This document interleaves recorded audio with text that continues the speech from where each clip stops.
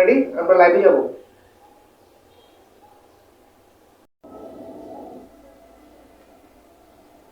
হ্যাঁ রেডি, ওকে। আমরা সবাই লাইট, ক্যামেরা, জোরে স্কোয়াড, অ্যাকশন।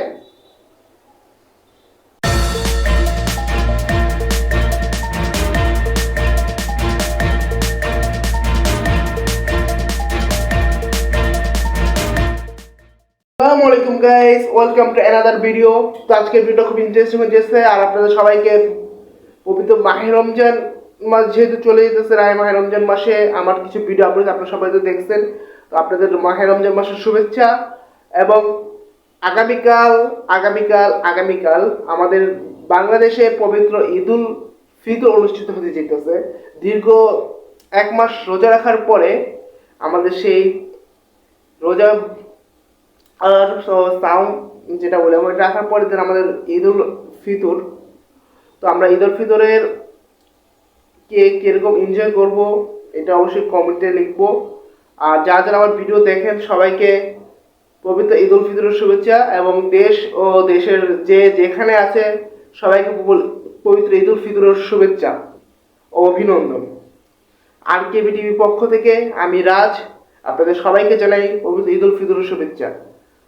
তো আজকের ভিডিওটা খুবই ইন্টারেস্টিং হয়ে যেতেছে। তো আমরা দেরি না করে আমরা চলুন ভিডিওটা শুরু করি। আর সবার জন্য না, ঈদ সবার জন্য হয়ও না, কারণ আপনি আজকে ঈদের নতুন জামা কাপড় আপনি ঈদে আনন্দ করতেছেন, কিন্তু এখানে অসহায় যারা গরিব তাদের কথা ভাবুন, তারা কি করে। তো এরকম একটা নিউজ নিয়ে আমরা যাব। আমাদের সহকর্মী সেখানে আছে রাশেদ, তার নিউজে মানে অসহায় মানুষদের প্রতি কিভাবে মানুষ সাহায্য করছে, মানে বড় বড় ইন্ডাস্ট্রি কোম্পানি কিভাবে তাদের ঈদের আনন্দ আসলে ভাগাভাগি করছে, কিভাবে ঈদের দিনে নিত্য প্রয়োজনীয় জিনিসগুলো তাদের হাতে তুলে দিচ্ছে। আমরা চলুন দেখে আসি। পবিত্র ঈদ উল ফিতর উপলক্ষে কোটচাঁদপুর ব্লাড ব্যাংকের পক্ষ থেকে অসহায় পরিবারের মাঝে ঈদ সামগ্রী বিতরণ করা হয়েছে। বিভিন্ন স্থানের মোট 200টি অসচ্ছল পরিবারের মাঝে এ খাদ্য সামগ্রী বিতরণ করা হয়। এ সময় সংগঠনের নেতৃবৃন্দ উপস্থিত ছিলেন। ঈদ হবে, মার্কেটিং হবে না তা কি হয়? তো ঈদের শেষ মুহূর্তে সবাই শপিং এ ব্যস্ত। এখন আমরা চলে যাব আমাদের সহকর্মী জান্নাতের কাছে, সে বসুন্ধরা আসে। তো বসুন্ধরার শপিং কমপ্লেক্সে আমরা শপিং চিত্র চলুন দেখে আসি। তবুও শেষ মুহূর্তের কেনাকাটা সেরে নিতে অনেকেই কিন্তু ভিড় করছেন বিপণী বিতানগুলোতে, তালিকা দেখে মিলিয়ে নিচ্ছেন কিছু বাদ আছে কিনা। আমি এখন আছি রাজধানী বসুন্ধরা শপিং মলের জুতার দোকানগুলোতে। জামা কাপড় কেনা শেষে কিন্তু একজোড়া নতুন জুতা না হলেই নয়, নতুন জুতা ছাড়া কিন্তু ঈদের খুশি একটু অপূর্ণই থেকে যায়। তাই পোশাকের সঙ্গে মিল রেখে জুতা কিনছেন অনেকেই। মেয়েদের পছন্দের তালিকায় রয়েছে হাই হিল আর ফেন্সি ধরনের জুতা। যারা হাই হিল পছন্দ করেন না তারা কিন্তু ফ্ল্যাট স্যান্ডেল দেখছেন, আবার অনেকেই দেখা গেছে স্নিকার জুতাও কিনছেন। ক্রেতারা কিন্তু বেশ দেখে শুনে কিনছেন, অনেকেই জানিয়েছেন কিন্তু শেষ সময় আসার কারণে কাঙ্ক্ষিত জুতার সাইজ কিন্তু তারা মেলাতে পারছেন না, এতে বেশ সমস্যাতেই পড়েছেন অনেকেই। আর আবার কেউ আবার রমজানের শুরুতেই নিজেদের পছন্দের সাইজের, নিজেদের কাঙ্ক্ষিত সাইজের যে জুতা সেগুলো কিনে ফেলেছেন। তাই এই বিড়ম্বনায় যাতে পড়তে না হয় তাই তারা আগে ভাগেই কিনে ফেলেছেন। তারাও আবার কিন্তু এসেছেন যদি উপরই আর এক জোড়া জুতা কেনা যায়। এছাড়া পাঞ্জাবির সঙ্গে পরার জন্য কিন্তু ছেলেরাও জুতা কিনছেন। তাদের নজর কিন্তু লোফার কিংবা হাফ লোফার ধরনের জুতার দিকে। ছেলেরা জুতা কেনার দিকে কিন্তু বেশিরভাগ কমফোর্টকে কিন্তু বেশি প্রাধান্য দিচ্ছে, যাতে ঈদের দিন সারাদিন স্বস্তি নিয়ে তারা ঘুরতে পারে। আবার এদিকে পরিবারের সঙ্গে বাবা মায়ের সঙ্গে কিন্তু ছোট্ট সোনামণিরাও এসেছে। বাবা মায়েরা তাদের পায়ে জুতা পরিয়ে দেখে নিচ্ছেন যে জুতাগুলো কেমন লাগছে।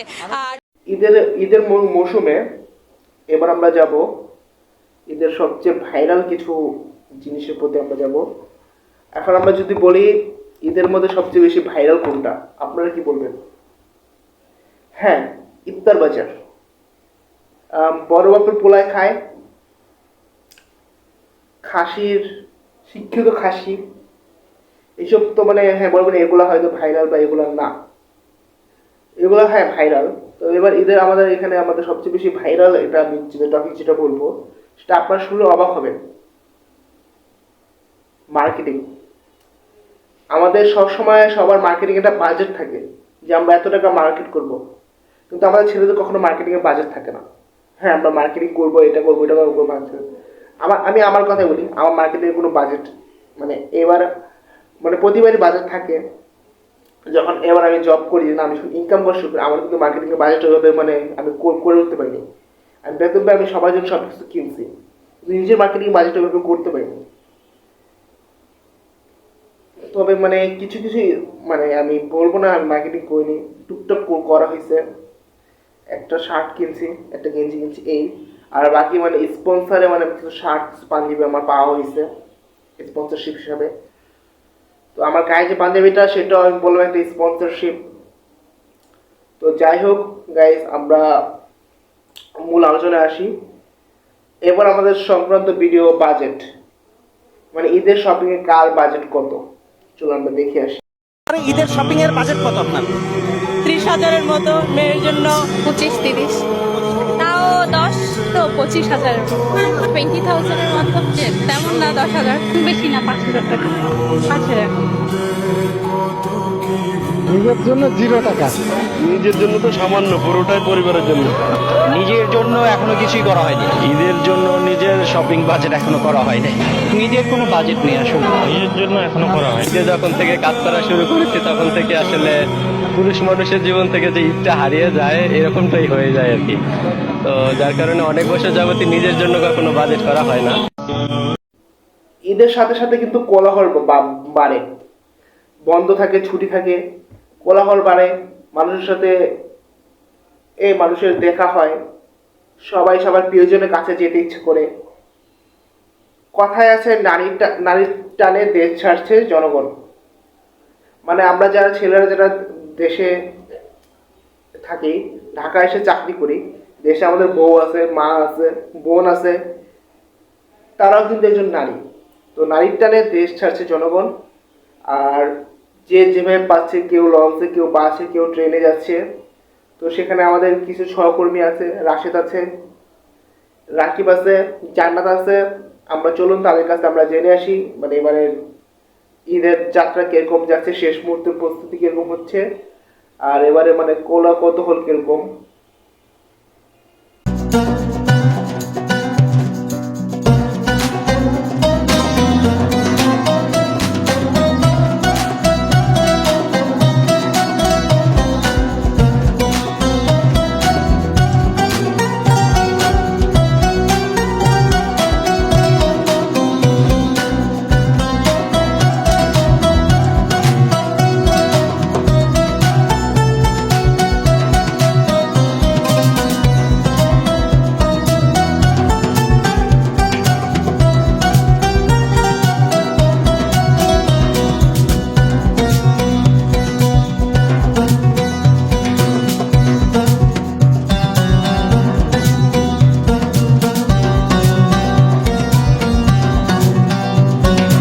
কিন্তু প্রচণ্ড যানজট, যার কারণে কিন্তু নির্ধারিত সময়ে কিন্তু যাত্রীরা এখন পর্যন্ত এই সদরঘাট টার্মিনালে কিন্তু এসে পৌঁছাতে পারছেন না, যার কারণে কিন্তু কিছুটা ভোগান্তির কথা কিন্তু তারা আমাদের কাছে বলছিলেন। এবং অনেকেই বলছিলেন যে তারা কিন্তু যাত্রীদের অনেকেই বলছিলেন যে তারা ভোর রাত থেকে এসে এই লঞ্চগুলোতে অপেক্ষা করছেন, যেহেতু অনেক লঞ্চই বলেছিল যে সকাল 8টার দিকেই কিছু কিছু গন্তব্যে ছাড়ার কথা, সেই লঞ্চগুলোও কিন্তু এখন পর্যন্ত ছেড়ে যায়নি, যার কারণে যাত্রীদের ভোগান্তির কথাও কিন্তু আমরা শুনছিলাম। সেই সাথে লঞ্চের যে কর্মীরা তারা আমাদেরকে বলছিলেন যে লঞ্চগুলো কিন্তু ভরে গেলেই কিন্তু তারা লঞ্চগুলো ছেড়ে দিবেন বিভিন্ন গন্তব্যের উদ্দেশ্যে, এবং আজ সারাদিনই প্রায় 40টিরও বেশি গন্তব্যে কিন্তু লঞ্চগুলো ছেড়ে যাবে এই সদরঘাট টার্মিনাল থেকে। এবং আমরা যেটি দেখতে পাচ্ছি যে প্রতিটি পন্টনে এই বরিশাল থেকে শুরু করে ভোলা বিভিন্ন জেলার যেসব লঞ্চগুলো এই যেটিতে এসে ভিড় করেছে, এইগুলোতে ওঠার জন্য কিন্তু যাত্রীদের উপচে পড়া ভিড় এখন পর্যন্ত সদরঘাট টার্মিনালে, এবং এখনও যাত্রীরা কিন্তু এই দিক দিয়ে আসছেন। তবে সদরঘাটের আসার যে রাস্তাটা, সেই রাস্তাটা কিন্তু এখন পর্যন্ত পুরো যানজটে ভরা, যার কারণে যাত্রীরা সময় মতন কিন্তু এখানে পৌঁছাতে পারছেন না। সেই সাথে অনেকেই আমরা দেখছিলাম যে রাস্তায় তাদের ব্যাগ লাগেজ নিয়ে কিন্তু হেঁটেই তারা এই সদরঘাট টার্মিনালের দিকে রওনা দিয়েছেন। তো এখন পর্যন্ত যেটি দেখতে পাচ্ছি যে সদরঘাট টার্মিনালের যে চিত্র, সেটি কিন্তু আসলে প্রতিটি পন্টনগুলোতেই কিন্তু যাত্রীদের উপচে পড়া ভিড়, এবং তার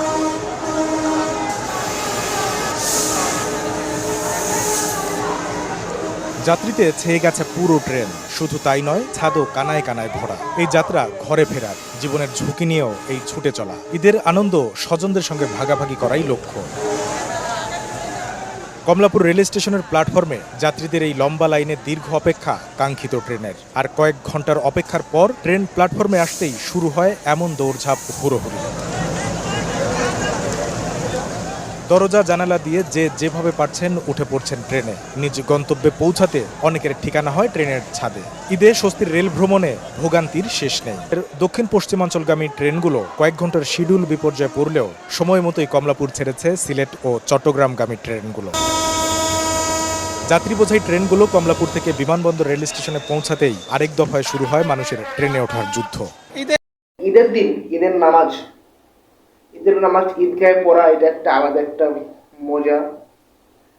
তো এবারে মানে আমাদের ঈদগাহ জামাত, আমাদের জাতীয় ঈদগাহ ময়দানে হয়তো অনুষ্ঠিত হবে।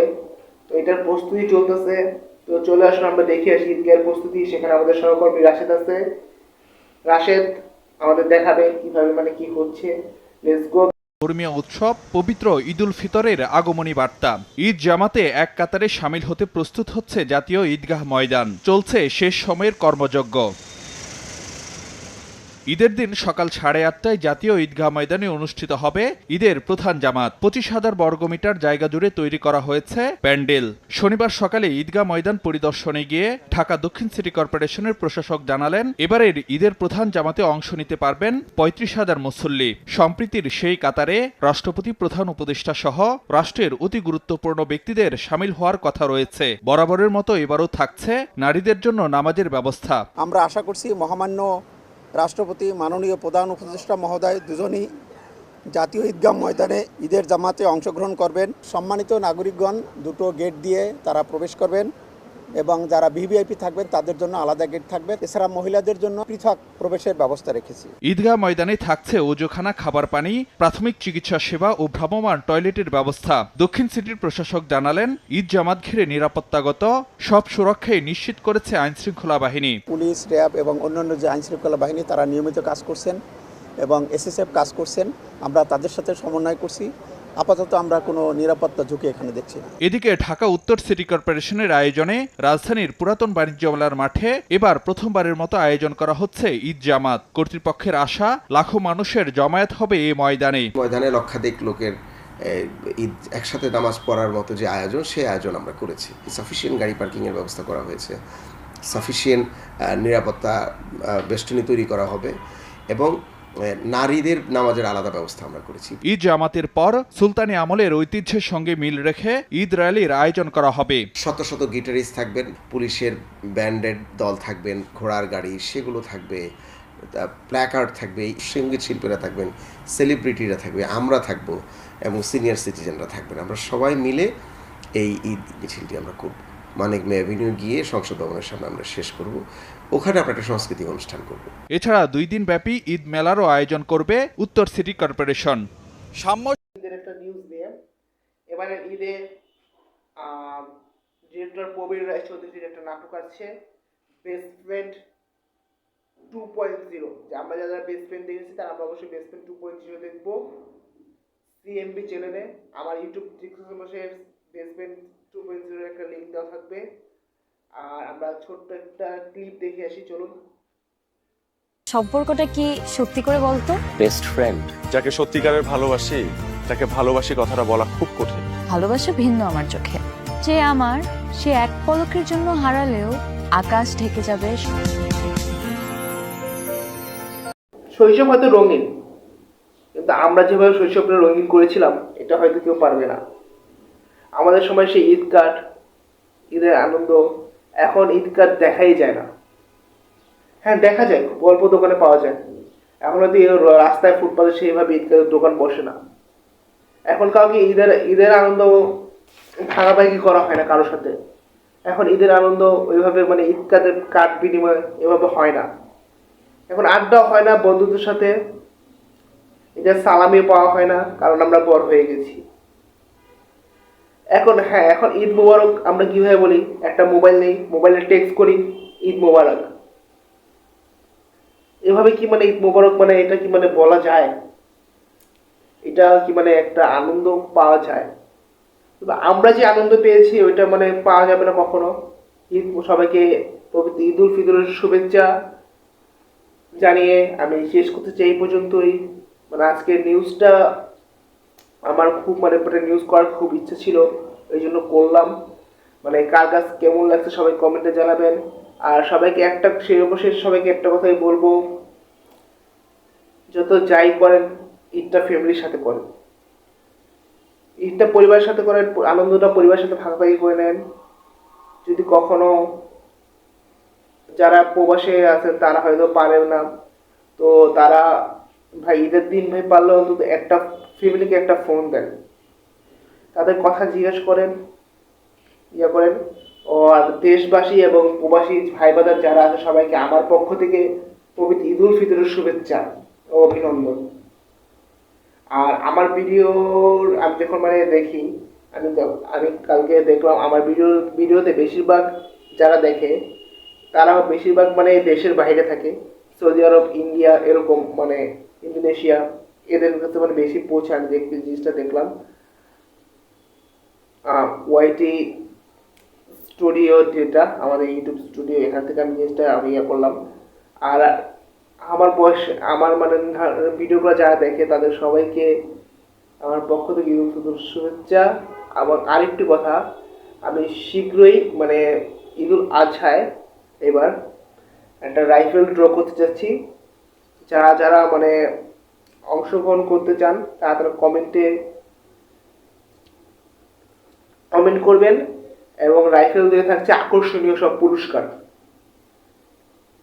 আর আমি পাবলিকলি আরেকটা অ্যানাউন্সমেন্ট করব শীঘ্রই, তো ওইখানে আমার খুব, আমি বলবো না মানে জিনিসটা কি, কিন্তু আমার খুব বড় একটা ধামাকাতে একটা ভিডিও আসতে চলেছে। সেটা একটা 2-3 পর্বের একটা ব্লগ হতে চাইতেছে, full HD quality, HD camera with blog. And আমি শীঘ্রই মানে আইফোন নিতেছি, তো এটা নিয়ে একটা ব্লগ হবে, একটা ওয়েডিং ব্লগ হবে। তো গাইস মানে আপনারা রেডি থাকেন, শীঘ্রই মানে বড় একটা ধামাকা কিছু নিয়ে আসতে চলেছি ইনশাআল্লাহ, আল্লাহ যদি সহায় হয়।